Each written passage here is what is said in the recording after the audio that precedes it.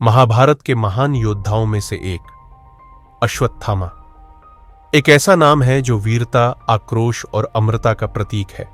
वह द्रोणाचार्य के पुत्र और भगवान शिव के परम भक्त थे। उनकी वीरता का लोहा हर कोई मानता था, लेकिन उनका जीवन एक दुखद मोड़ पर आकर ठहर गया जब उन्होंने क्रोध में आकर एक ऐसा पाप किया जिसके कारण उन्हें अमरता का अभिशाप मिला।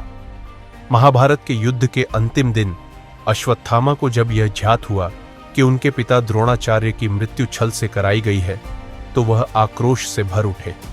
उनके भीतर बदले की ज्वाला प्रज्वलित हो उठी।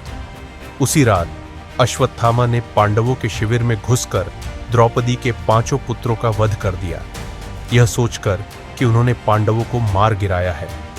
जब उन्हें बाद में यह पता चला कि वह पांडव नहीं बल्कि उनके पुत्र थे, तो भी उनके मन में कोई पश्चाताप नहीं था, क्योंकि उनकी आत्मा बदले की आग से जल चुकी थी।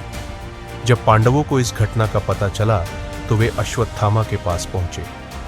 अश्वत्थामा ने अपने प्राणों की रक्षा के लिए ब्रह्मास्त्र का प्रयोग किया, लेकिन अर्जुन ने भी ब्रह्मास्त्र छोड़ा। दोनों ब्रह्मास्त्रों के आपस में टकराने से सृष्टि के विनाश का खतरा उत्पन्न हो गया।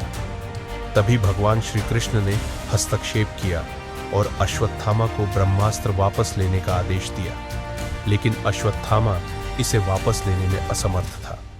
इस पर उसने ब्रह्मास्त्र को अभिमन्यु की गर्भवती पत्नी उत्तरा के गर्भ की ओर मोड़ दिया, ताकि पांडव वंश समाप्त हो जाए। भगवान कृष्ण ने अपने दिव्य प्रभाव से उत्तरा के गर्भ की रक्षा की, लेकिन अश्वत्थामा का पाप अक्षम्य था। इस घोर पाप के कारण श्री कृष्ण ने अश्वत्थामा को अमरता का अभिशाप दिया। अश्वत्थामा को श्राप दिया गया कि वह अनंत काल तक पृथ्वी पर भटकेगा, अपने पाप का बोझ ढोएगा और कभी शांति नहीं पाएगा। उसकी शरीर पर एक घाव हमेशा ताजा रहेगा और उसे न तो मृत्यु मिलेगी और न ही मोक्ष। तब से अश्वत्थामा एक श्रापित योद्धा के रूप में जाने जाते हैं, जो अमर तो हैं लेकिन अभिशप्त जीवन जीने के लिए। यह कहानी हमें यह सिखाती है कि क्रोध और प्रतिशोध की आग में जलकर किए गए पाप का परिणाम हमेशा विनाशकारी होता है, और अमरता भी तब बोझ बन जाती है जब आत्मा पर पाप का बोझ हो।